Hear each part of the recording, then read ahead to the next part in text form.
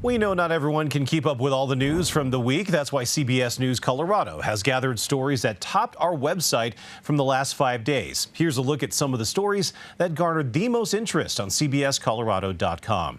Firing up the grill when it's summertime is a must, and you may have already started the festivities ahead of the season, but there could be some big changes coming to that barbecue, all thanks to insurance companies.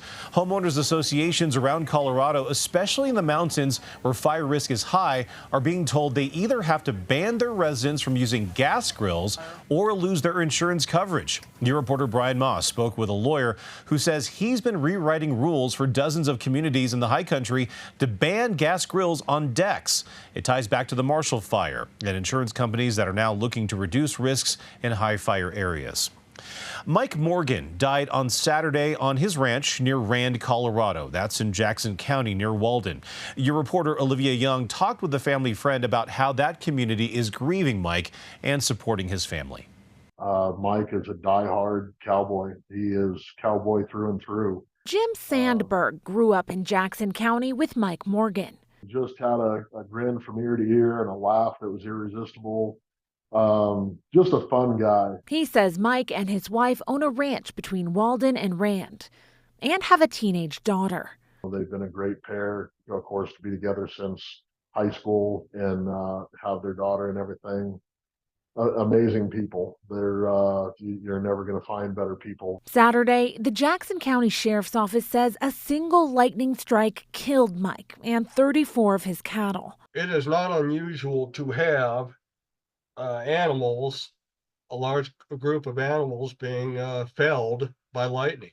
Stephen Clark is the president of the Lightning Data Center at St. Anthony Hospital. He says Colorado sees high lightning activity because of the mountains. More often than not, it will be what we call ground current. In other words, the lightning will hit an object on the earth or the earth itself, and then the current will flow through the ground and kill the animals. Just a tragedy, just pretty crazy that something like this could happen. Jim says neighbors immediately rallied around the Morgans. A few more ranchers from around the area gathered and they started burying the dead cattle.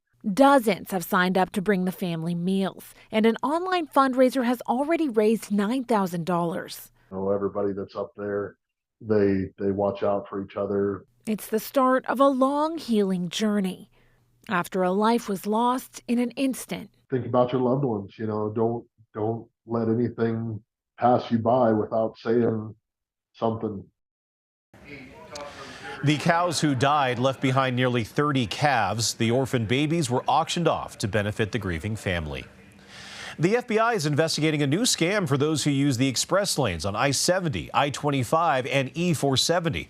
Scammers send messages via text and email saying there's an overdue balance, but when you click the link, it takes you to the scammer's website. The Express Lane and FBI recommends only using the website link on the bill that is sent directly to your house, the same bill that's associated with the license plate on your car.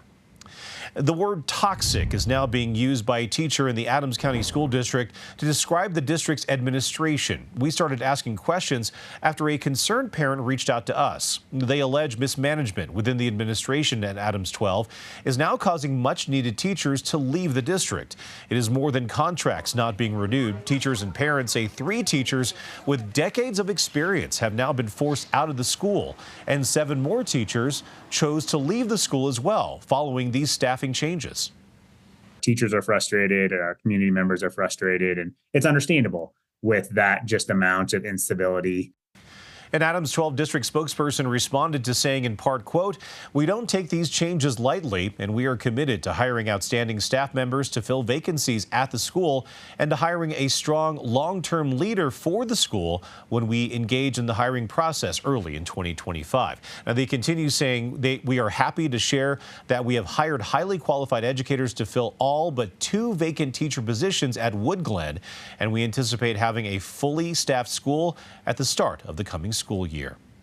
You may have noticed this week that prices at the gas pump are going up. EPA warns our state leaders that we were in the severe ranking for our ozone. And because we failed to cut emissions in terms of our state, the EPA is now forcing us to switch to a new blend of gas, which burns cleaner and at a higher price. The change for drivers from the Denver metro area to northern Colorado starts on June 1st. The EPA will require Front Ridge gas stations to sell this blend at least through September, saying it will clear the ozone some in Colorado. For a more in-depth look at these stories and the rest of the news you may have missed this week, you can always visit our website at cbscolorado.com.